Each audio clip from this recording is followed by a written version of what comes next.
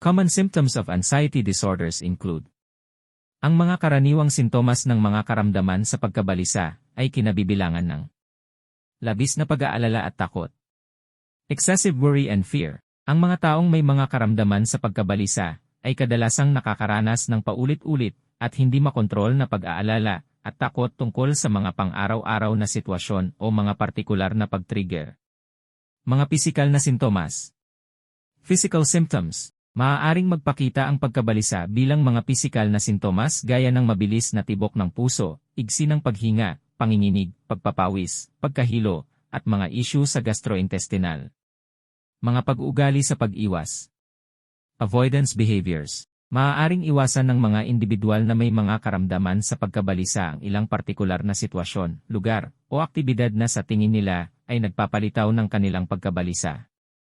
Mga abala sa pagtulog. Sleep disturbances. Ang pagkabalisa ay maaaring makagambala sa mga pattern ng pagtulog na humahantong sa kahirapan sa pagtulog, manatiling tulog, o nakakaranas ng hindi mapakali at abala sa pagtulog. Mga sintomas ng cognitive.